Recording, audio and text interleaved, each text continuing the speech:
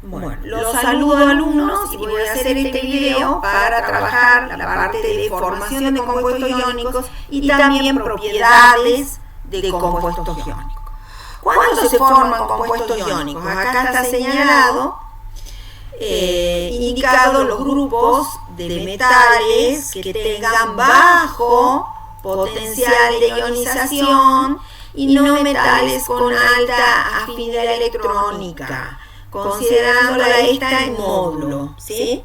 Eso va a favorecer entonces la formación de compuestos iónicos. Por eso aquí están señalados los grupos de metales alcalinos, grupos de metales alcalinos térreos con grupos de los halógenos, por ejemplo.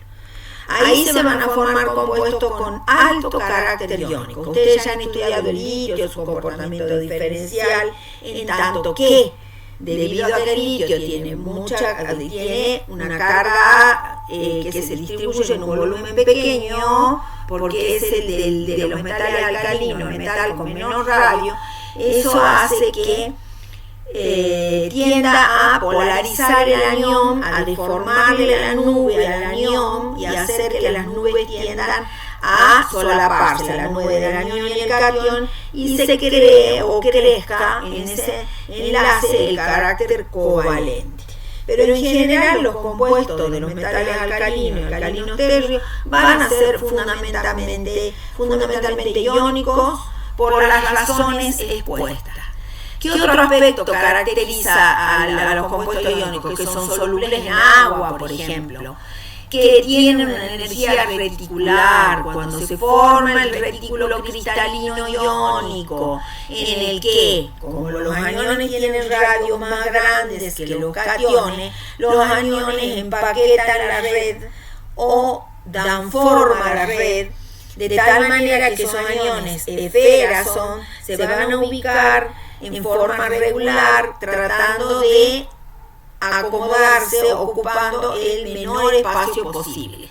De esa manera, esa formación de esa red cristalina, ya no hablamos de moléculas. No quiero escuchar la palabra molécula cuando hablamos de compuestos iónicos. Son sólidos. Todos los compuestos iónicos son sólidos y cristalinos. O sea, con un gran ordenamiento interno, estructuras regulares. ¿Y qué los caracteriza? La energía reticular, que fundamentalmente tiene una expresión matemática compleja. Por ejemplo, la expresión de la energía reticular según Bohr-Landé. Sin embargo, lo que fundamentalmente incide en el valor de la energía reticular, que cuanto más grande es, más estable es la red cristalina, va a depender fundamentalmente de la carga del catión y del anión y en forma directamente proporcional e inversamente proporcional a L, que es la distancia interiónica. Esa distancia, ese tamaño de los radios, como son de los cationes más pequeños, aquí lo vamos a ver. Vamos a ver que esta va a ser una primera lámina de la red. La red va a tener varias capas, una capa, eso es lo que mejor lo expresa. Una capa de aniones, y en los espacios vacíos se va a ubicar el catión, que son más pequeños. Entonces, ¿cuál va a ser la red cristalina más estable? Aquella cuyos aniones estén fuertemente empaquetados, alto empaquetamiento, y en los espacios pequeños el catión. El catión, al ubicarse dentro de un intersticio, de un agujero, ¿cuándo va a ser más estable? Cuando ese catión tenga un radio en que pueda tocar, digamos, estar próximo a los aniones y atraerse fuertemente catión-anión, con fuerzas electrostáticas. Por eso, las estructuras más estables van a ser aquellas en que el catión no sea además muy pequeño con respecto al anión, sino que tenga la posibilidad de este contacto de los radios del catión con el anión para que las fuerzas electrostáticas fuertes actúen. Por eso es que son sólidos, como dije, y sólidos de alto punto de fusión. Y siempre el radio del catión es menor que la del anión. ¿Por qué? Porque el catión implica que se ha perdido un electrón. O sea que hay mayor número de protones en ese sistema que de electrones, por lo tanto hay una fuerza atractiva grande que hace que se contraiga el catión. Lo contrario para el anión, que al ganar un electrón hace que tiene que darle espacio a ese nuevo electrón que se incorpora al sistema y por lo tanto el radio aumenta, se dilata. Nosotros vamos a estudiar la formación de este compuesto. Aquí tengo la expresión completa de Borlandé, de la energía reticular. Fíjense que hay varias constantes, el número de Avogadro, la constante de Magno que nos da el tipo de red cristalina. Ustedes tienen que saber que hay 7 sistemas cristalinos y 14 redes cristalinas. Entre los sistemas y las redes tenemos distintos arreglos de geométricos. Entonces A nos va a dar un valor para cada una de esas redes. En general, para los compuestos iónicos que se forman con metales alcalinos o alcalinos tercios y aniones de los halógenos, aluros, en general van a estar dentro del sistema cúbico y con las redes cristalinas más compactas. Entonces, nosotros podemos calcular la energía reticular que con un ciclo termoquímico a través de un balance de energía, ¿sí? Y sabemos, recordando que la distancia interiónica, acá en este caso está expresada como D sub 0, es la suma del radio del catión más el anión.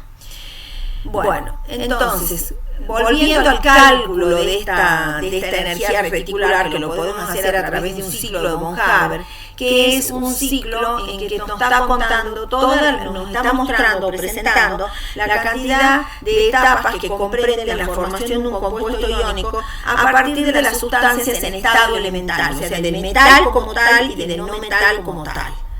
¿Sí? Dentro de ese balance de energía vamos a tener varias etapas. Algunas etapas que van a ser las que liberan energía, por eso la flecha va para abajo. Algunas van a ser exotérmicas, como la energía de electroafinidad, la energía reticular y también, acá está chiquito, pero la energía de formación. La energía de formación va a ser negativa.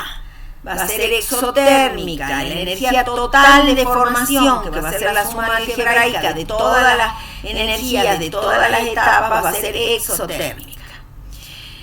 Y luego, acá me falta entonces el disponer energía de formación. Y luego tenemos los pasos endotérmicos, en los cuales nosotros tenemos que entregar energía, va a ser la entalpía de disociación de enlace, considerando los no metales en estado elemental, que son diatómicos, como todos los gases, por ejemplo, cloro, bromo, flúor, yodo, van a ser diatómicos, energía de disociación de enlace.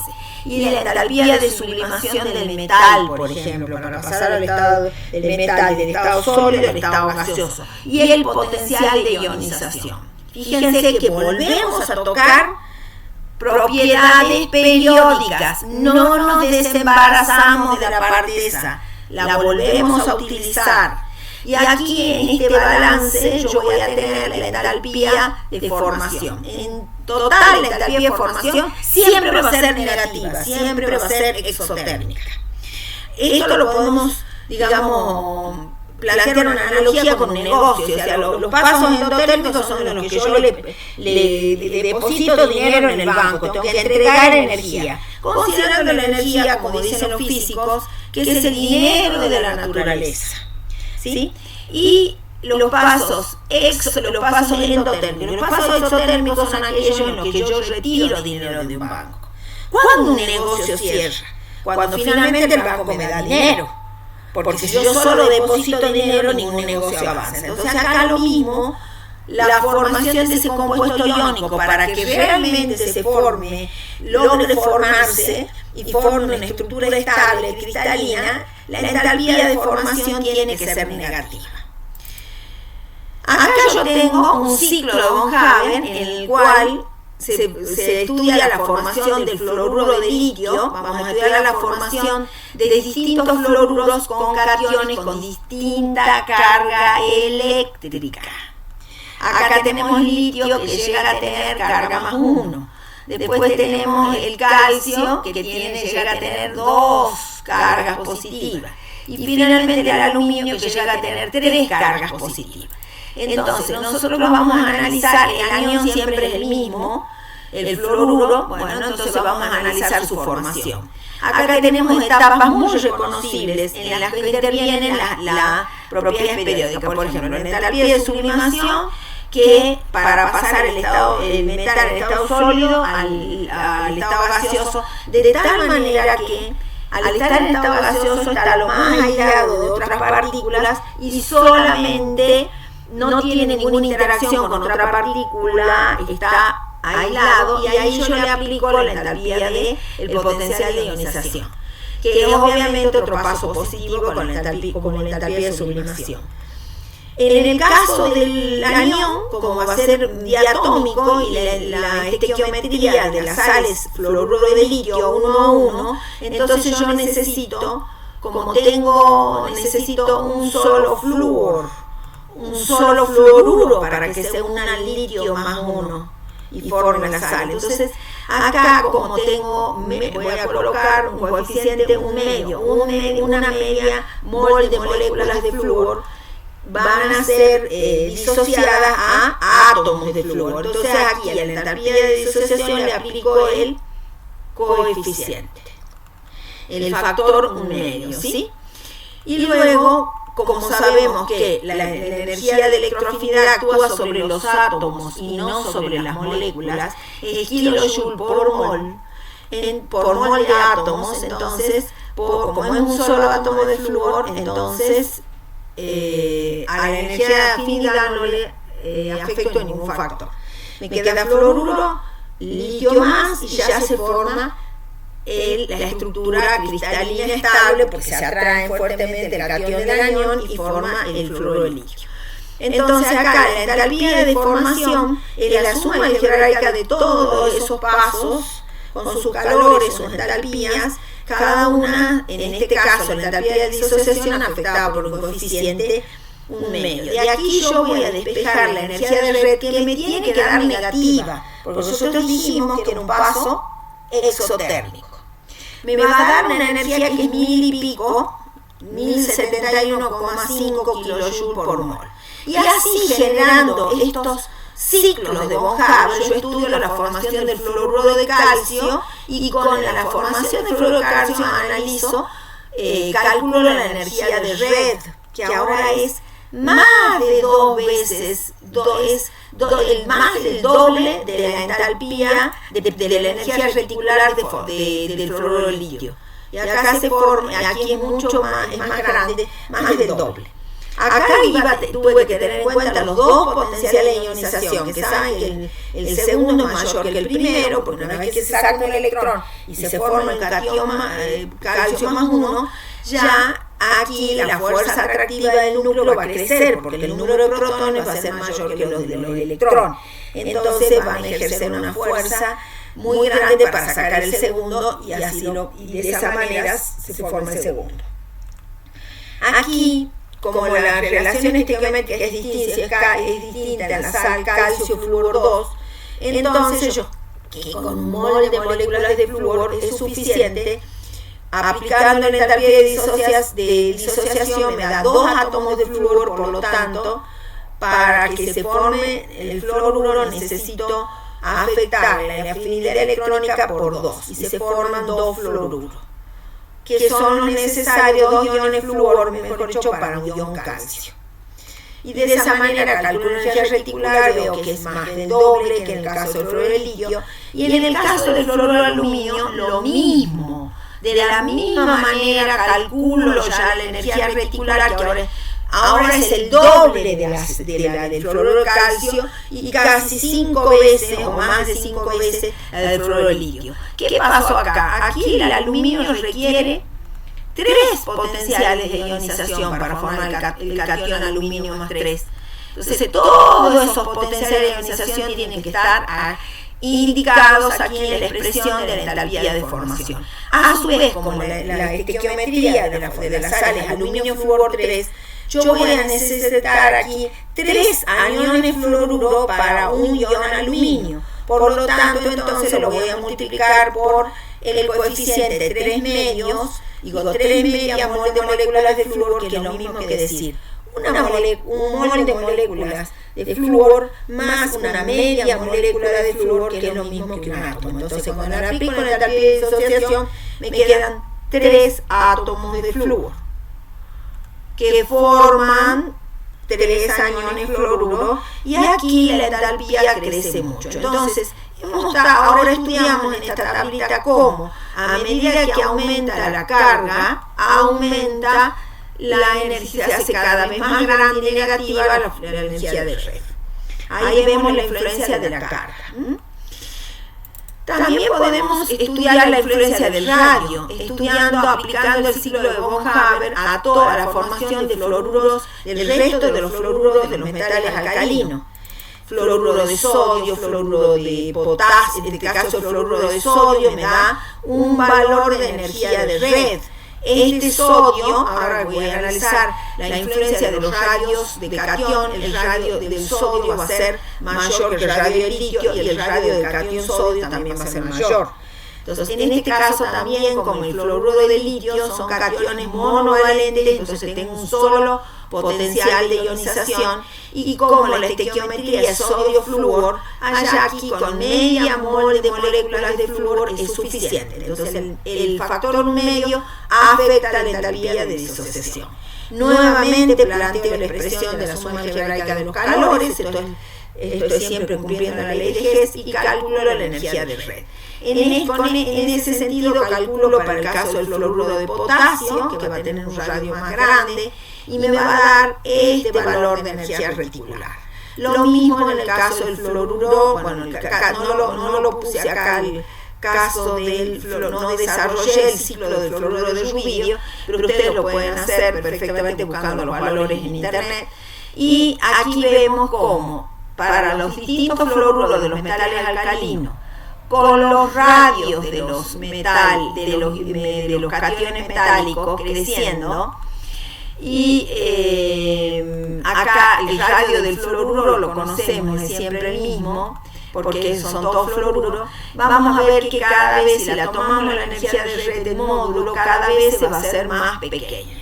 Se libera cada vez menos energía a medida que se va formando un catión de mayor radio. Acá tenemos la distancia interiónica que tiene que ir creciendo. En este caso del sodio, acá hay un error. Yo tengo que sumar 116 más 119 y me da 235 y no 135. Hay un error.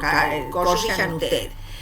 Acá entonces, como conclusión, es que el módulo de energía reticular disminuye con el aumento de la distancia interiónica, en este caso con el incremento de los radios catiónicos, porque el radio del anión se mantiene constante. Bien. Acá se analiza un poco la solubilización del sólido iónico, que lo estuvimos analizando esta mañana, y vimos que la entalpía de disolución acá está, va a depender de qué. Sabemos que el agua era el gran disolvente de los compuestos iónicos porque favorecía la disociación iónica de las sales solubles, porque solvataba o hidrataba el catión y el anión.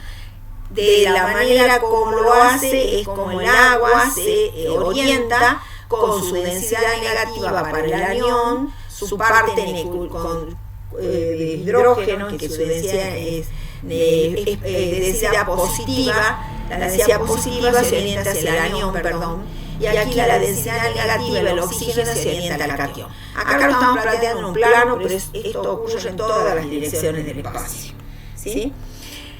Eso hace que se libere energía de hidratación de los iones, y tengo que también destruir la red cristalina para poder solvatar los iones. Entonces me voy en contra de la red, en contra de la formación del compuesto iónico, y por lo tanto pongo negativo el valor de la red.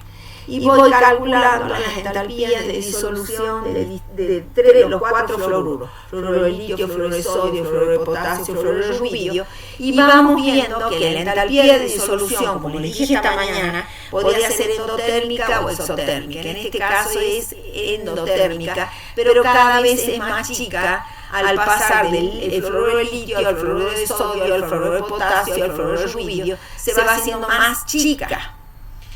Entonces esto hace que cuanto mayor, el que tiene mayor entalpía de disolución el fluoruro de litio, justamente es el más insoluble. Acá tenemos una tablita que he querido resumir muchos datos acá, por ejemplo, de los metales alcalinos, el potencial de ionización, el radio iónico, la energía reticular del fluoruro, de cada uno de esos fluoruros, esto tomado un módulo, fíjense que este módulo, la energía reticular, la entalpía de hidratación del catión, que cada vez se va haciendo más negativa, siendo la más alta y negativa para el ion litio. Y acá la entalpía de disolución se va haciendo desde el litio al rubidio, de la entalpía de hidratación, de disolución, cada vez se va haciendo más pequeña. Sigue siendo positivo en todos los casos, pero es cada vez más pequeña. Esto se expresa en la solubilidad. El más insoluble es el fluoruro de litio y luego vienen las solubilidades del resto que va creciendo. Porque claro, en el rubidio tenemos la entalpía, la energía reticular más pequeña, y si bien la hidratación del ion, acá donde tengo la hidratación, no es alta, porque el rubidio es un ion grande, la baja de la energía reticular influye mucho en que la entalpía de disolución se hace más chica y la solubilidad crece. Bien, pero acá para compuestos, este cuadrito quiere simbolizar para compuestos con alto carácter cristalino, carácter iónico fundamentalmente. A medida que crece la energía reticular, baja la solubilidad. Como en líneas muy generales, siempre analizando dentro de un contexto, dentro de un mismo grupo, ¿sí? Por ejemplo, yo analicé fluoruros de distintos metales con distinta carga eléctrica, después distintos fluoruros de metales alcalinos. Me despido, muchas gracias.